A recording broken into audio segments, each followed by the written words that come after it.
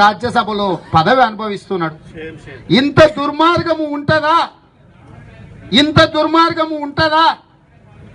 రాజ్యసభలో తెలంగాణ వద్దే వద్దని నడుం నొప్పి ఉందని చెప్పే కేవీపీ రామచంద్రరావు వాళ్ళ పార్టీ విధానానికి వ్యతిరేకంగా గంటల కొద్దీ చెయ్యి పైకెత్తి తెలంగాణ వద్దు, తెలంగాణ బిల్లును పెట్టొద్దన్న కేవీపీ రామచంద్రరావు ఇవాళ ఈ రాష్ట్రంలో 2 లక్షల కోట్ల రూపాయల టెండర్లు పిలిస్తే ఎవరెవరికి కాంట్రాక్టులు పంచిపెట్టాలనో ఇవాళ కేవీపీ రామచంద్రరావే మంత్రాంగం చేస్తున్నాడు, యంత్రాంగం చేస్తున్నాడు.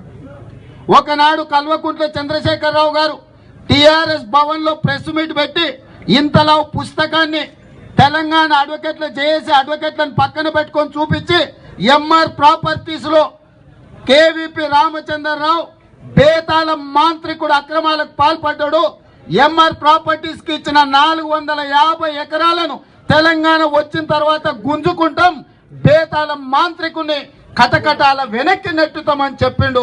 ఇవాళ పాత్రికేయ మిత్రుల అందరి దగ్గర ఆ వీడియో విజువల్స్ ఉంటాయి. కేసీఆర్ చెప్పిన తర్వాత ఇవాళ 2.5 సంవత్సరాలైంది.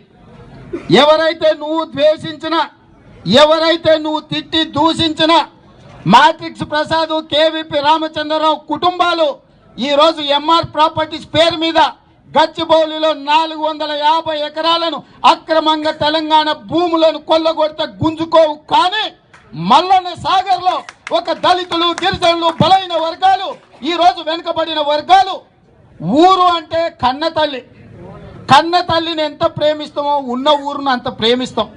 ఇవాళ ఊరు మీద ఆధారపడ్డ రైతు కూలీలు, కుల వృత్తుల వాళ్ళు, చేతి వృత్తుల వాళ్ళు ఆ గ్రామాన్ని వదిలితే ఎక్కడికి పోయి బతకాలనో తెలియని వాళ్లకు ఇవాళ నువ్వు మల్లన్న సాగర్ లో ముంచుతా అంటే ఇది న్యాయమా అని నేను అడుగుతున్నా రాష్ట్ర ముఖ్యమంత్రి గారిని.